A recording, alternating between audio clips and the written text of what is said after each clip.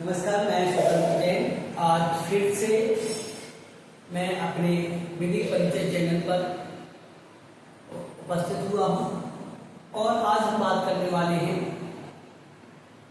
संविधान के बारे में। चूंकि अपन पहले भी 2 एपिसोड संविधान के बारे में देख चुके हैं और आज ये मेरा तीसरा एपिसोड है जिसमें हम जानेंगे कि हम संविधान को कितना जानते हैं। ये महत्वपूर्ण हो जाता है क्योंकि हम भारतीय हैं, भारतीय नागरिक हैं, तो हमें जानना जरूरी है कि संविधान को कितना जानते हैं। तो इसी श्रृंखला में आज हम बात करने वाले हैं भारतीय संविधान की प्रस्तावना, भारतीय संविधान की उद्देशिका। चूंकि आप पीछे देख रहे होंगे, मैंने बोर्ड पर भारतीय संविधान की उद्देशिका की कुछ महत्वपूर्ण बातें आपके सामने लेके आया हूँ। भारतीय संविधान की उद्देशिका जो है ये हम भारत के लोगों के लिए बनाई है। इसका उद्देश्य हम भारत के लोगों को कुछ देने की बात करता है, साथ ही इसका उद्देश्य हम भारत के लोगों को दृढ़ संकल्पित होने की बात करता है। तो चलिए हम जानते हैं कि हमारे भारतीय संविधान की उद्देशिका में कौन कौन से महत्वपूर्ण तथ्य हैं। तो सबसे पहले जब हम देखते हैं भारतीय संविधान की उद्देशिका का महत्व या इसके प्रमुख तथ्य, तो जब हम भारतीय संविधान को एक राष्ट्र के रूप में देखते हैं, एक अच्छे राज्य के रूप में देखते हैं, तो भारतीय संविधान की प्रस्तावना राज्य को एक महत्वपूर्ण दृष्टिकोण की ओर इंगित करता है और जिसमें भारत को एक 5 दृष्टिकोण की ओर इंगित किया गया, 5 दृष्टिकोण दिए गए। इसका उद्देश्य हम देखते हैं कि सबसे पहले कहा गया है कि भारत के लिए 5 दृष्टिकोण है। भारत जो है संपूर्ण प्रभुत्व संपन्न राज्य होगा। संविधान की प्रस्तावना उद्देश्य ये बताती है कि भारत का एक संपूर्ण प्रभुत्व संपन्न राज्य है, अर्थात भारत आंतरिक या बाह्य रूप से निर्णय लेने में पूर्णतः स्वतंत्र है। समाजवादी, भारत में समाजवाद की स्थापना की गई है। भारत की आर्थिक व्यवस्था पूरी बात में निहित न होकर संपूर्ण समाज में निहित की गई है। यह समाजवादी आर्थिक स्थिति को उद्दीपित करता है। साथ ही थर्ड पॉइंट बताया पंथ निरपेक्ष। भारत की संविधान में पंथ निरपेक्ष प्रस्तावना में पंथ निरपेक्ष शब्द का यूज किया गया, अर्थात भारत सभी धर्मों के प्रति निरपेक्ष होगा, तटस्थ होगा। ठीक है। इसके बाद बताया लोकतंत्रात्मक। तो भारत में जो सरकार जो चुनी जाएगी वो जनता के माध्यम से चुनी जाएगी और ऐसे गणराज्य की स्थापना होगी जो जनता के द्वारा चुना हुआ व्यक्ति होगा। तो इस तरीके से भारतीय संविधान को 5 दृष्टिकोण में की ओर इंगित किया गया है। सोवरेनिटी, सोशलिस्ट, इसके बाद आपका पंथनिरपेक्ष, लोकतंत्रात्मक एवं गणराज्य की स्थापना की गई है। ये बात करते हैं, ये प्रस्तावना जो है सभी नागरिकों को न्याय, स्वतंत्रता, समता प्रदान करती है। तो भारतीय संविधान की प्रस्तावना में न्याय की बात की गई है कि भारत के सभी नागरिकों को सामाजिक, आर्थिक और राजनीतिक न्याय प्रदान किया जाएगा। तो हमारे संविधान की प्रस्तावना ही है इंगित करती है कि सभी नागरिकों को सामाजिक, आर्थिक और राजनीतिक न्याय प्रदान किए जाने की बात की है। साथ ही अब बात करते हैं स्वतंत्रता की बात। तो भारतीय संविधान की प्रस्तावना विचार, अभिव्यक्ति, विश्वास, धर्म और उपासना की स्वतंत्रता सभी व्यक्तियों को प्रदान करता है, अर्थात सभी व्यक्ति अपने विचारों को, अभिव्यक्ति को, विश्वास, धर्म और उपासना की स्वतंत्रता को अपने जीवन में धारण कर सकते हैं और अपने जीवन में उस अनुरूप अनुकूल कर सकते हैं। फिर बात आती है समता की स्वतंत्रता। तो भारतीय संविधान में समता में 3 प्रकार की समता की बात की गई है।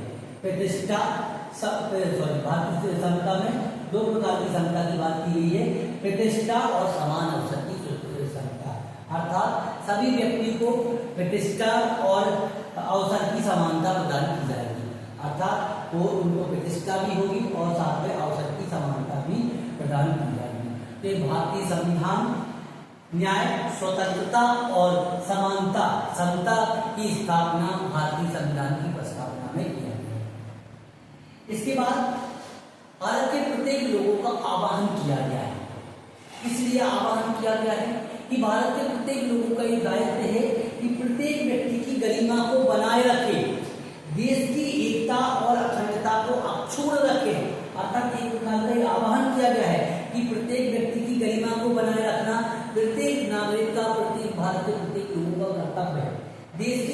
और अखंडता को अक्षुण्ण रखना हमारा कर्तव्य है, साथ ही बंधुता बनाए रखना। तो भारतीय संविधान की प्रस्तावना में व्यक्ति की गरिमा, देश की एकता और अखंडता और बंधुता को बनाए रखने का दृढ़ संकल्प लिया है। और इसी दृढ़ संकल्पों के साथ हम सभी भारत के लोगों ने 26 नवंबर 1949 को भारत की संविधान को स्वीकार किया।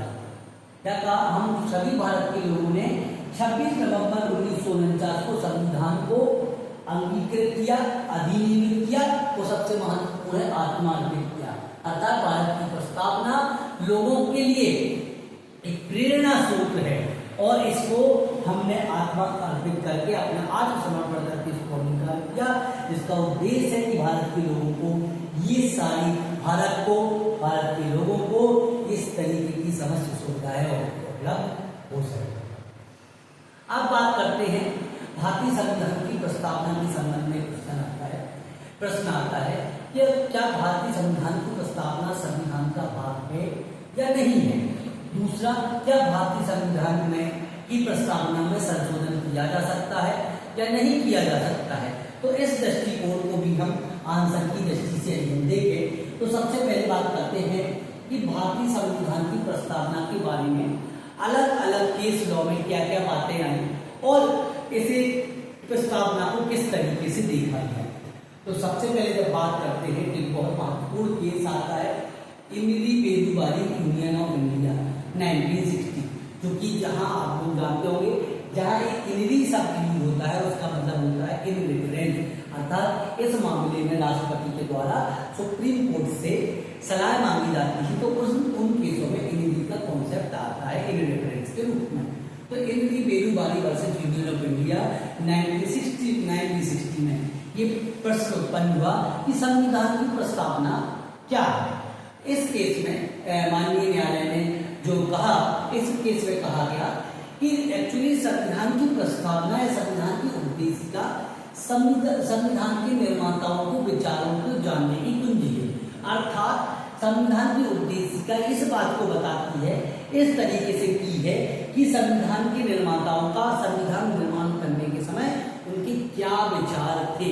अर्थात इसमें उन्होंने इस केंद्रीय बिंदु वाली केस में प्रस्तावना को संविधान का भाग नहीं माना, सिर्फ क्या माना कि यह संविधान के निर्माताओं को विचारों की जानने की कुंजी।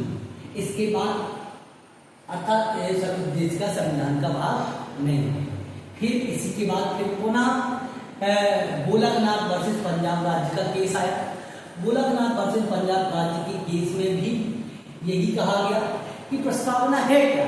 तो इन्होंने कहा कि कोई किसी भी अधिनियम की प्रस्तावना, किसी भी अधिनियम में जो प्रस्तावना दी जाती है वह उस अधिनियम के मुख्य आदर्शों और आकांक्षाओं का उल्लेख करता है।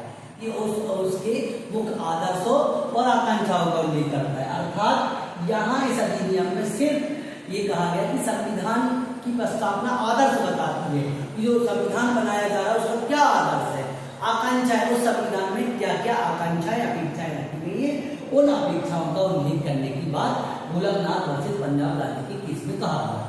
परंतु इसमें अभी तक ये बात नहीं आई कि प्रस्तावना संविधान का भाग है या नहीं। ये बहुत महत्वपूर्ण तत्व है।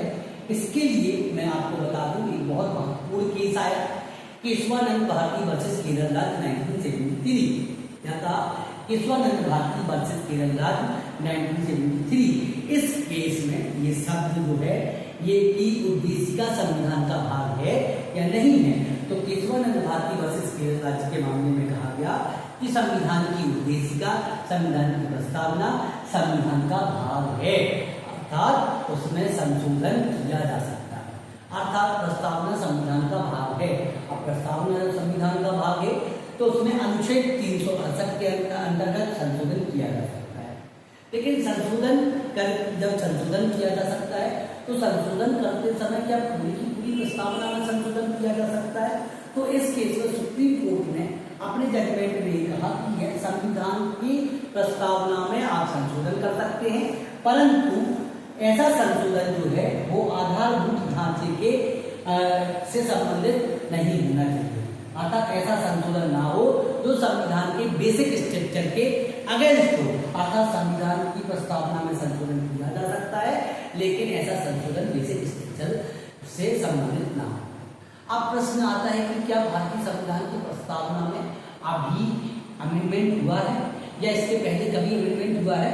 तो इसके लिए मैं आपको बता दूं, भारतीय संविधान की प्रस्तावना में प्रथम संशोधन 42वें संविधान संशोधन अधिनियम 42nd कॉन्स्टिट्यूशन अमेंडमेंट के द्वारा अमेंडमेंट हुआ है। और अभी तक मैं आपको बता दूं सर, प्रस्तावना में एक ही अमेंडमेंट हुआ है, इसके बाद कोई भी अमेंडमेंट अभी तक नहीं हुआ है।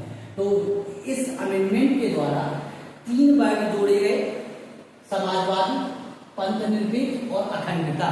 इन 3 वर्गों को समाविष्ट किया गया। कौन कौन से? समाजवादी, पंथ निरपेक्ष और अखंडता। इन तीन शब्दों को प्रस्तावना में जोड़ा गया।